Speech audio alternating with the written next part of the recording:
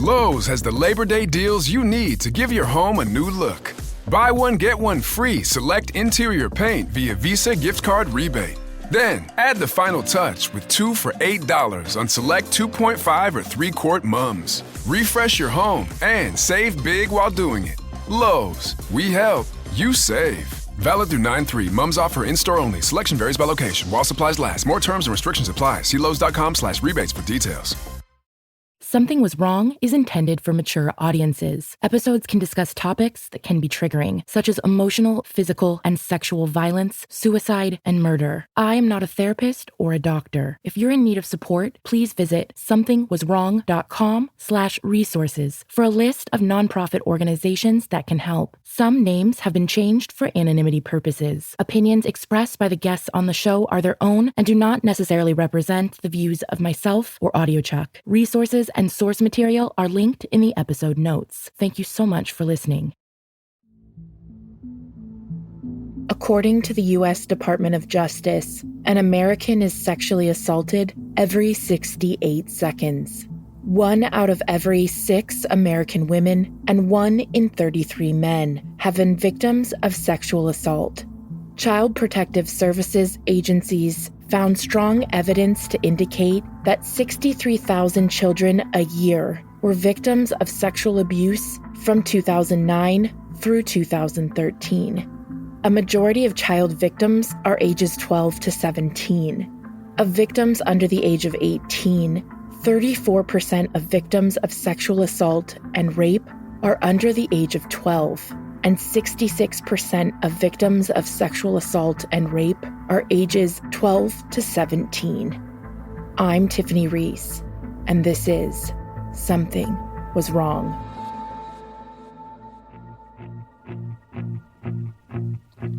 You're thinking on me, you don't know me well.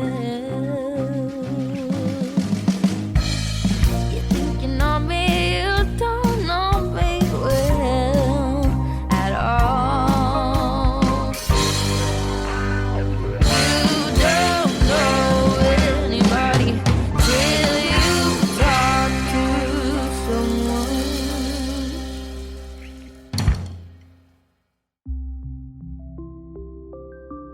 My name is Dara. I was a competitive swimmer, was nationally ranked, swam at the U.S. Open. My mom graduated medical school and she matched with a trauma residency in Indiana. And she picked this residency program due to the collegiate level that we had in Indiana. So we moved here for the training program for my swim team. I ended up getting injured with bilateral tendinitis my sophomore year of high school. That was pretty catastrophic for me. It definitely was a dream of mine to swim Division I college swimming, and hopefully one day as a freshman, I was maybe 3.5 seconds away from my Olympic trials cut. That definitely was a goal of mine.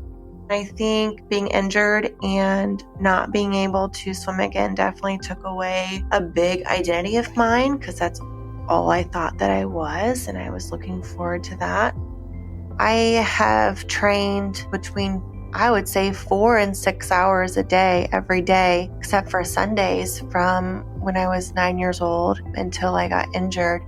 And even when I got injured, I was still in the water every day practicing in hopes that, because I chose not to get surgery, getting surgery would have me out for a year, and then rehabilitation would be another year. And so I would be expected to perform at Division I level at a senior in high school when I had been out for 2 years. I was optimistic that I could get it together without surgery, and it didn't happen. But yeah, it's a big change where you're getting up at 4 a.m. and you're heading to the pool and you're doing weights and you're in the pool, and then you go to school, you hurry and shower with wet hair, and then you get to school and then you do all your classes, and then you go to practice right after school, and then you get home, I would say after 7 o'clock at night. So you'd leave at 4, get home at 7. And that was my life for a long time. That time, it's a big change. I was an average student. You could even say I was below average because I kind of rode the wave that with my swimming career, as long as I got C's, I could go anywhere I wanted. Then when you lose that, and then all of a sudden you're an average student, and then you don't have swimming, then you're like, well, what do I do now?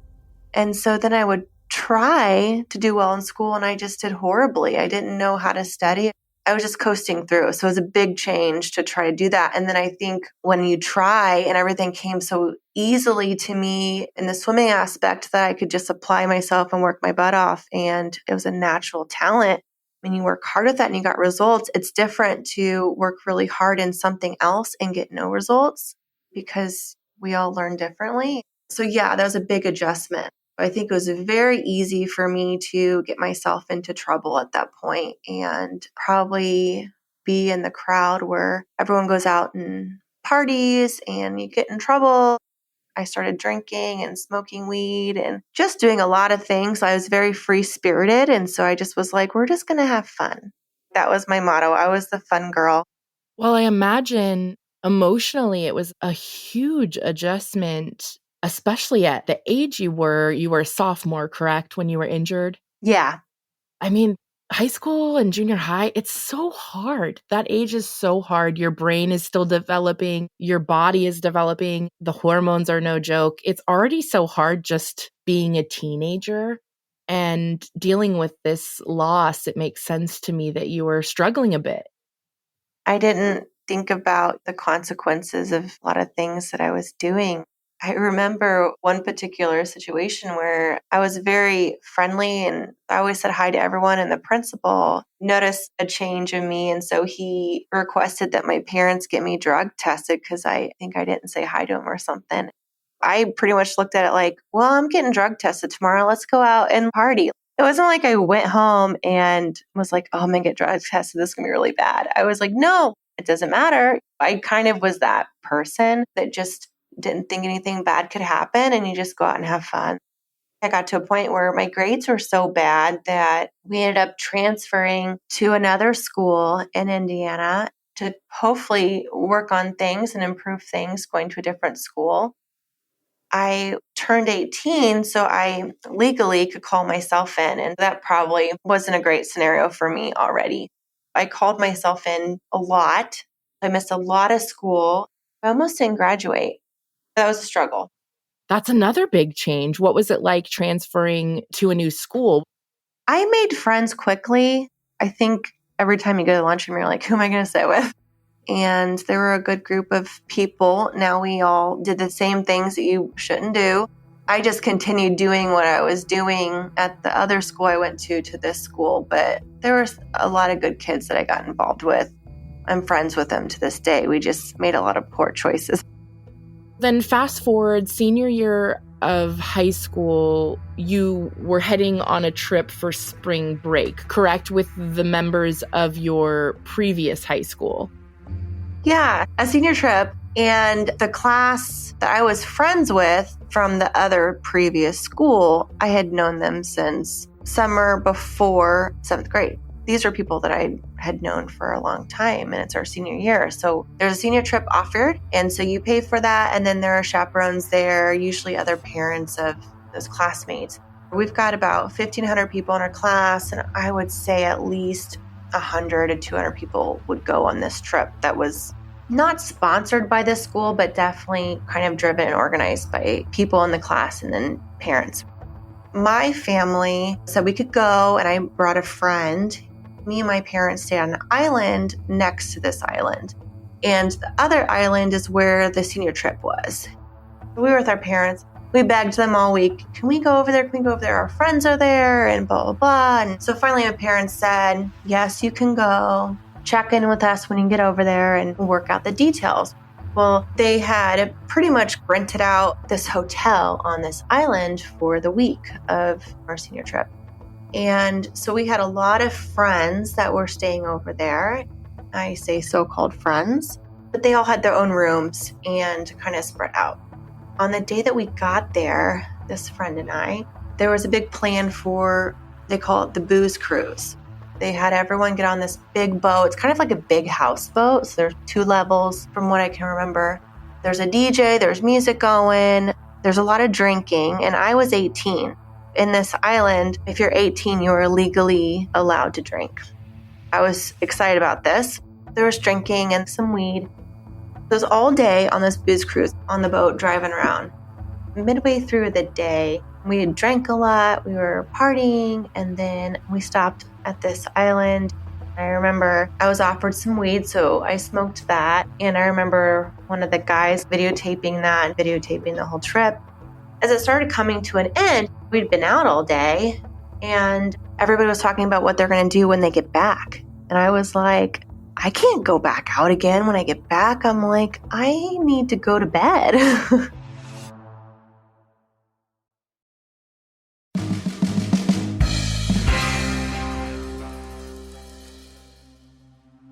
Please note, today's episode includes descriptions of sexual and physical violence, rape, non-consensual pornography, and suicidal ideation. Please use caution when listening. Thank you. I asked one of my so-called friends for his room key. They said, if you guys are all going to go out again, I don't need to go back out. I need to go to my room. He gave me his room key, and I went to his room to get some sleep, and I think I just had my swimsuit on. I went to his room to sleep, and he later had followed me in the room after I'd gone to bed, and people followed him in the hotel room. The guy that was videotaping everything was there. He continued to videotape what continued to happen to me. There was another guy that was there using different objects on me while I was passed out. And then the other person raped me. The only thing that I do remember, the flashback that tends to keep coming up throughout my life, is looking up, opening my eyes, and I see him over me, but my head was getting smashed against the wall, that the headboard fell on me. All these years that have passed, and talking to my husband about it because he knows that I was going to do this podcast, he made a point that he was like, a headboard doesn't just break like that. You have to hold on to it. Someone has to hold on to it while they're, I don't want to sound too, but there was a lot going on in that situation. I couldn't put my hands up. I wasn't protecting my head. My head was just smashed against the wall. It was a very physically severe attack. And it continued to where they let people in the room and they videotaped it and people watched from the windows.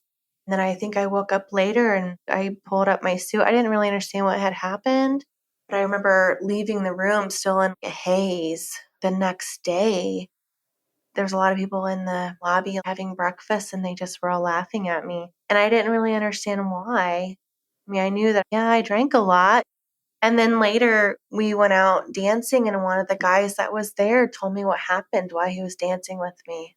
It was kind of a crazy, crazy time. There was a lot going on and trying to navigate everything, having that one thing, that one flashback. I knew something happened, but then hearing the other side of things and then hearing other people say, yeah, we watched from the windows.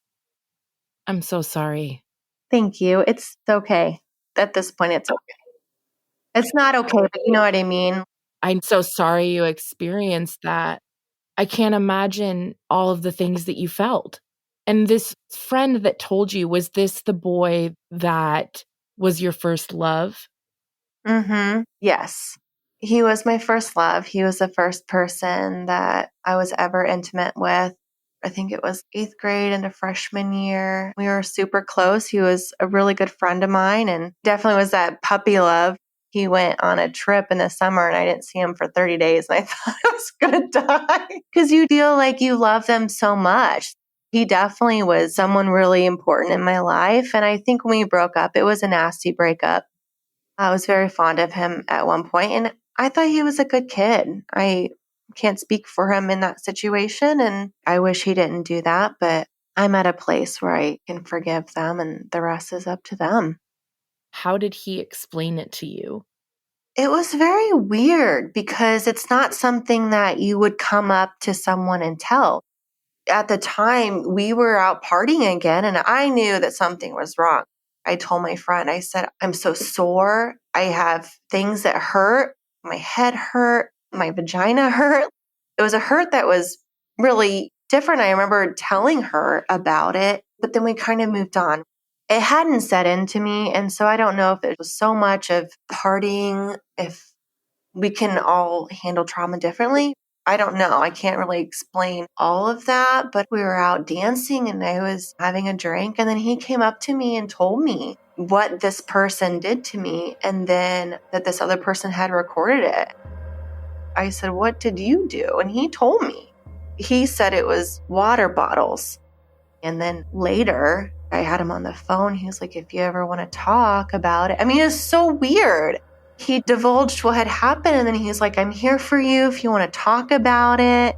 He kind of divulged it again. And it was so weird to me. I'm grateful that he told me. I really am. I already knew what happened deep down. And I have one memory.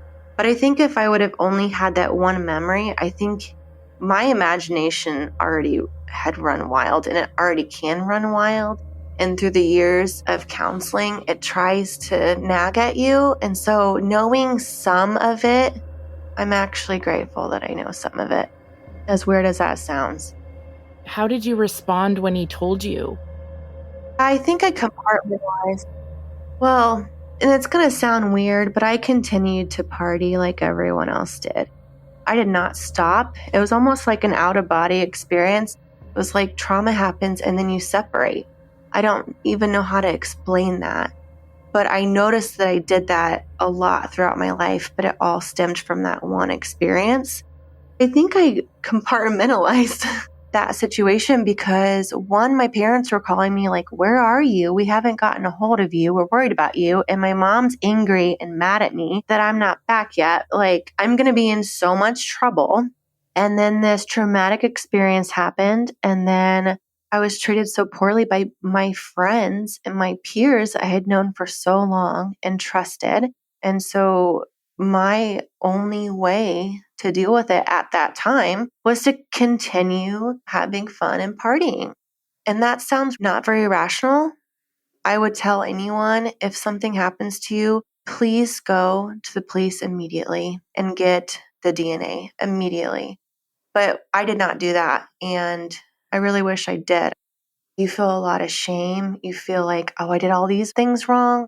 You almost feel embarrassed. Like, is it my fault? I put myself in this situation. So yeah, I just continued to continue doing what we were all there to do, was to have fun, hang out, and be with what we all planned to do. And then I had to go home and get in trouble because I stayed out and I didn't call my parents back. And then I had this deep, dark secret when I got home and played off like nothing was wrong. I wanted to run my car into a tree. I was very damaging to myself over all of it. Who was the first person that you told? I think I told my friend that was with me, and I think she was like, "Well, they're probably sorry. You don't have to tell anyone. Don't do anything about it." But I think the next person I ended up telling, we were really close friends. My parents were really close friends with a gentleman that I used to swim with. He was a Navy SEAL and he went to the Olympics. So we trained together. He's kind of a mentor. And then I babysat for his kids. I ended up telling him and a teacher. He told my parents because I just couldn't muster up the courage to tell him face to face. And so I told my teacher. And then once the Navy SEAL told my parents, and I came home, I just remember coming in the door and my mom was throwing up in the bathroom when I walked in the door. Then my dad came right up to me and he couldn't stop saying, "I love you, I love you, I love you." And he was hugging me. I was very vulnerable. And so that was new for me because I had lost swimming before, but then this really broke my spirit and broke me down at a different level. We went down to a crisis center that was a hospital that was for rape, sexual assault. We went and did a rape kit that night, but I didn't tell anyone for probably a few months after that. So a rape kit wouldn't have shown anything unless the damage was so severe. It didn't show anything. We didn't get any DNA or anything like that. And that's why I would recommend, if this happens to anyone, please get DNA immediately. Do not shower. Go straight there. We went there. We didn't get much from that. Then we did go straight to the police and I shared what had happened to me. A detective got involved and they were very gung-ho in the beginning, ready to get going. I had called the boys and we recorded them. They recorded the phone call. The first two, from what I remember, the phone call went pretty smoothly. They sounded like they were worried. I can't remember everything that they said, but it sounded like we had a lot of information.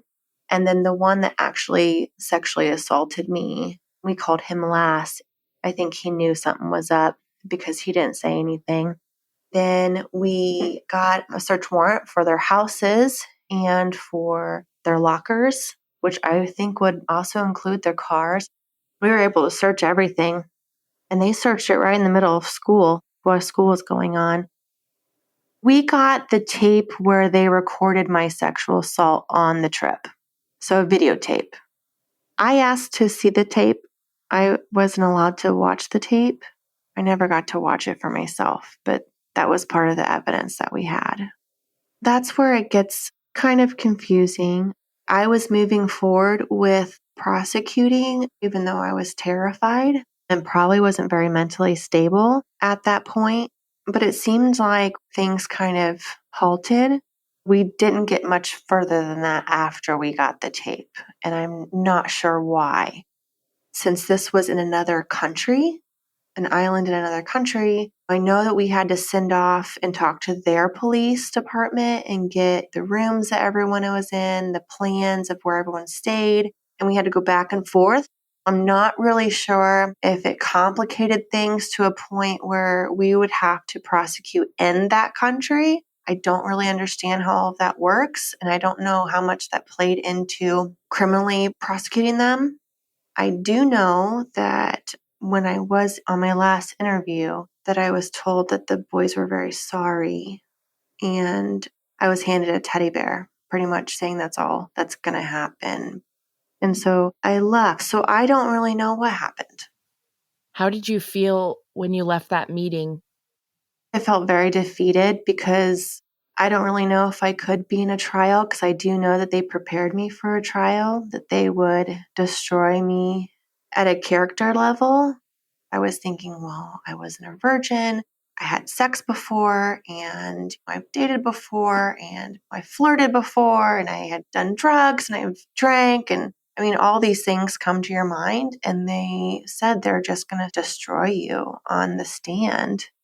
On one hand, it was terrifying to think I was going to go forward and try to prosecute. But on the other hand, it was like I didn't have the support of anyone saying, we have your back. We're going to do what we need to do. I felt like the rug was ripped out from underneath me. That was another letdown in my life that it definitely crushed me for sure, even though I didn't know what to do about it. It's been a long road, and it's a lonely road. When we talk about trauma, a lot of mental health things can come into play because I was definitely a self-medicator. I struggled with trying to self-medicate, and I was diagnosed with a lot of different things. The list could go on with what I was diagnosed with. I was starting to see things and hear things and self-medicate and continue with drinking to self-medicate. I was on a lot of medication to wake up. I was on medication to go to sleep. I was on medication to bring me down, to not be so up, and then medication to not be so down. For me personally, it was in a big dark hole, and I didn't know how to get out. I would advocate for anyone to get the help they need to be healthy at whatever that looks like for them. For me, it was kind of starting over and getting to the root of the trauma, and then finding my identity again. Who was I after, or even before swimming? Who was I before that? And then who was I before all of this happened? It's a long journey, and I was in counseling for almost 20 years. For me, we do supplementation and eating healthy. That's what works for me to clear everything out and start over and get to the root of it. And so I now am mentally really healthy. There's no shame in asking for help, and there's no shame in getting the people that know what you've been through, having them surround you and walk you through that, because I didn't even know where to start. And it takes time. I always wanted a quick fix for everything because I had certain things in my life that hurt, and I didn't want to feel that hurt anymore. It's a lot of hard work. but in the long run, you're going to be better and you're going to be able to be stronger and handle anything that comes your way. I hated that this happened, but I'm so proud of the person that I've become because I've worked my butt off, and I know that God didn't give up on me, and if I can be there for other people, then I'm okay with that. I'd feel really good about that.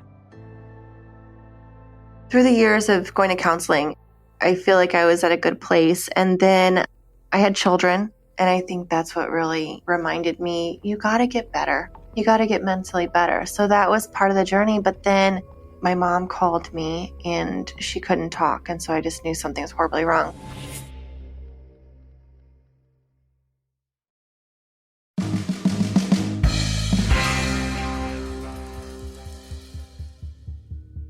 What happened was at 13 years old, my sister was riding her bike in the middle of the day, in the afternoon, and on her bike she came across a group of college kids. And their truck was out and they stopped her. And I think they were doing some drugs or they were drinking or something from what she told me. They were catcalling her and banging on the window, and they were trying to get her in the truck with them. Here she is at 13 years old. They couldn't get her in the truck. One of them raped her right there in front of the group of boys, and they were all banging on their windows the whole time. They ended up leaving her there, and she picked up her things and she hopped back on her bike and rode her bike home. I hated that I wasn't there for her. My mom had some friends over and they were sitting around the back and having a glass of wine. My sister came home after they couldn't get a hold of her for a little bit, and she just crawled on my mom's lap. My mom said, "Are you okay?" And she said, "I just need to hug you." At that point, she didn't share with anyone. She later shared this with her counselor at school. And her counselor, since she was a minor, her counselor had to then share with my parents. And so I got a phone call that this had happened. My mom called and I couldn't hear her in the phone, but I knew something was wrong. So I got in the car and I came home. I think trauma is really tough. And my sister later tried to take her own life. We were waiting for her. And my dad called and said she's in the hospital. I got to a place where enough is enough. And if I can be a voice for my sister and for anyone else out there, that's what I'm going to do. We started a change.org. We are hoping, since we are in Indiana, we are going to start with Indiana. My hope is to change legislation. Right now, the statute of limitations for sexual assault as a minor, you have 10 years, no matter what age you are as a minor. You have 10 years to prosecute. As an adult, you have 7. Right now, my sister doesn't want to prosecute, but she's allowed me to share her story. And so I'm going to be her voice and hopefully a voice for others so we can change legislation. I think we can get some senators and some government officials to stand behind us and change this. And I hope that we can make this nationwide someday. There are 12 or 13 states that don't have a statute of limitations, but we would like to change the other ones, but I think it's baby steps. So that's why I'm sharing my story. I'm going to try to say this without getting emotional because this is really special to me, but I did want to share that the reason why I'm still alive and I'm even speaking here now is because of my Lord Jesus Christ. What he has done for me. When trauma happens and it shatters your life and it shatters your spirit and it shatters your mind, at least it did for me, he put all of the pieces back together and then he carried me and he picked me up and he even walked me through. I also wanted to say to my sisters, both of them, that I'm proud of them and to keep moving forward and to never, ever, ever, ever give up. And they're so much stronger than they think they are. And I think that's it. I can't thank you enough for sharing your story and your sister's story on her behalf. It's a devastating one, both of you. I just find it so incredibly inspiring how you both are using your experience to help others and advocate for legislative change. We will make sure to link for everybody in the episode notes, the link to the change.org petition, petitioning for Indiana to eliminate their statute of limitations on reporting sexual assault. please, for our listeners, if this is something that you support, please check it out, add your name. You don't need to donate. We will not take any of that money, so no need to donate. What do you hope others will take away from your story? What I hope to be for other people is just to surround our arms, surround anything that we have, to surround them, to know that we'll carry you for a little bit. We'll be an ear for you. We'll listen to you. We'll support you. I think that it's a long journey. It doesn't have to be a lonely one. I hope to move forward and encourage our fellow survivors, because there are other people coming and it's our job to be there for them. I hope that's what we do. If that's anything I can do, that's what I hope to be for somebody else. Rape and sexual assault are traumatic, life-altering experiences that can leave survivors feeling confused, vulnerable, ashamed, and alone. If you have been sexually assaulted or raped, it's important to honor whatever you're feeling and thinking, as these feelings are common when processing traumatic events. According to medical professionals, if you've been sexually assaulted or raped, the first step to take is to make sure you're physically safe. Depending on where you are, you might want to go to a friend's house or ask someone to take you to a hospital. It's common for those whom have been assaulted or raped to want to take a shower or a bath right away, understandably. But if you can hold off, it's best to leave everything on your body as is. If you can, avoid brushing your teeth or combing your hair until you've been examined. It also helps preserve physical evidence if you're able to avoid eating, drinking, smoking, or taking any medications until after you've been seen by a doctor. Even if you don't want to press charges at the time, it can be beneficial to preserve the evidence in case you decide later that you'd like to pursue legal action. For your health and safety, it's important that you get a medical examination as soon as possible. In addition to collecting evidence, medical professionals will test you for sexually transmitted diseases and can help provide you with medications to help prevent HIV. If you'd like, they can also provide you with emergency contraception to prevent pregnancy. Though assault and rape are crimes, you are not required to report it to the police unless you want to. It's 100% your decision. If you do decide to report what happened, you may want to take a friend or a relative with you for support. Please remember, no matter how difficult life may feel right now, there is hope. The National Sexual Assault Telephone Hotline can connect you with a trained staff member from a sexual assault service provider in your area. When you call 1-800-656-4673, you'll be routed to a local RAIN affiliate organization based on the first 6 digits of your phone number. Cell phone callers have an option to enter the zip code of their current location to get a more accurate location of the nearest sexual assault service provider. RAIN also provides free and confidential support from trained staff members. Thank you again to Dara for sharing her story. To support her petition, please visit the link in today's episode notes. As always, thank you for listening. Until next week, stay safe, friends. Something Was Wrong is an Oudekerk production. Created and hosted by Tiffany Reese. Our theme song was originally composed by Glad Rags, covered this season by Kenna and the Kings.